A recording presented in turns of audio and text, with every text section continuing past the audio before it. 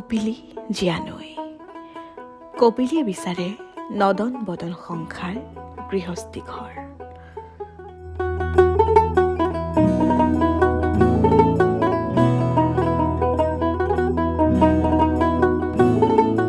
নমস্কাৰ শ্ৰোতা বন্ধু, উপন্যাস পাঠ অনুষ্ঠানৰ মাজলৈ মই কাব্যশ্ৰী ভূঞাই সকলোকে স্বাগতম জনাইছোঁ।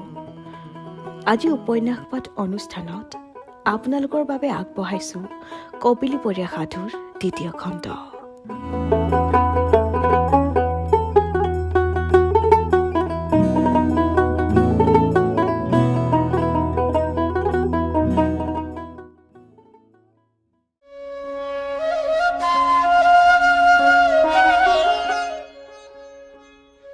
কপিলী জীয়ানৈ। কপিলীয়ে বিচাৰে নদন বদন সংসাৰ গৃহস্থী ঘৰ। সিহঁতৰ পথাৰত পলস পেলাই সাৰুৱা কৰি থব, আকৌ সিহঁতকে কষ্ট দি ভাল পাব। কপিলী পাৰৰ গাঁওবোৰ নুঠে, বছৰি তল গলেও নুঠে। ৰজা পোৱালী মনসিং এবাৰ উঠি যাব খুজিছিল খেতিৰ পিনে। কপিলীয়ে সেইবাৰ তেওঁৰ শালৰ বলধাল লৈ গ'ল। ৰাতি ভকতধূলি বৈৰাগীক কপিলীয়ে সপোন দেখুৱালে। ৰজা পোৱালীৰ ঘৰৰ ল'ৰা যদি কপিলীৰ পাৰলৈ যায়, ময়ো পিছে পিছে যাম। চুলি মেলা, আউলি বাউলি, চকু দুটা জোৰ দুটাৰৰ দৰে জ্বলিছে, মাতটো ঢেৰেকনিৰ দৰে। এই সপোনৰ কথা শুনি গয়াই মনসিঙক হাক দিলে।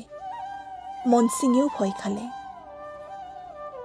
ৰাইজে কপিলীয়ে নিয়া বলদহালৰ কাৰণে বৰঙণি তুলি দিলে। ফুলগুৰিৰ হাটৰ পৰা পুতেক ধীৰ সিঙৰ লগত গৈ মনসিঙে ৩দঁতীয়া বলদ এহাল কিনি আনিলেগৈ। কপিলী পৰিয়া মানুহ সুখে দুখে কেতিয়াও কপিলী পাৰৰ পৰা নেযায়।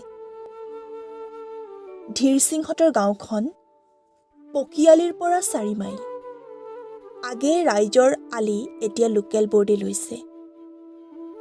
গোৱালপৰীয়া এৰাবাৰীখন গাঁৱৰ সোঁহাতে, মাজতে সন্তোষ বঙালৰ টোল, অৰ্থাৎ সেই চাৰিপুৰা মাটিৰ ঢাপ মৰা চৰণীয়া পথাৰখন। সিফালে কপিলী। এৰাবাৰীৰ কাষেদি বাট আছে, মাজেৰেও আছে। জীয়ৰী বোৱাৰীহঁত পানী আনিবলৈ আন এটা বাটেৰে যায়।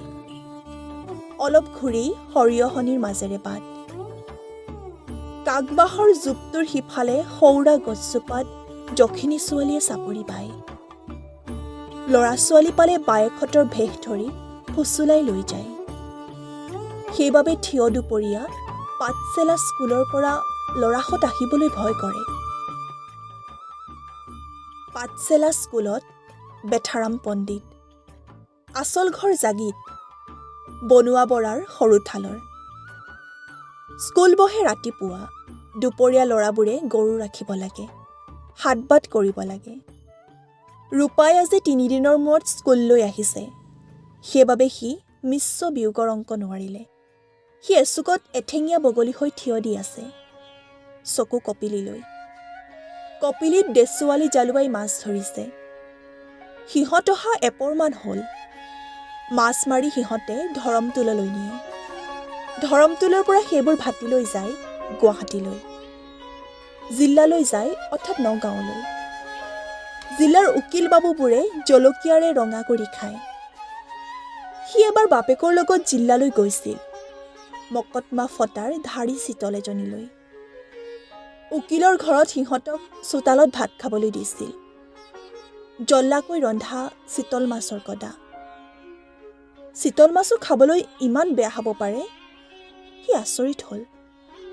উকিল বাবুৰ ছোৱালীজনীয়ে তাক চিকুটি দিছিল। বগা ছোৱালীজনী, ৰঙা ফৰক পিন্ধা। সিও তাইৰ বাহুটোত চিকুটি দিলে। তাই মা গু বুলি চিঞৰি উকিলনীক লগাই দিছিল।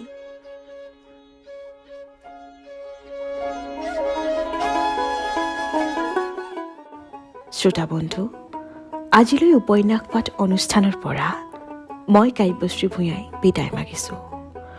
আকৌ এটা নতুন খণ্ডৰে একেটা সময়তে লগ পোৱাৰ আশাৰে আজিলৈ বিদায়।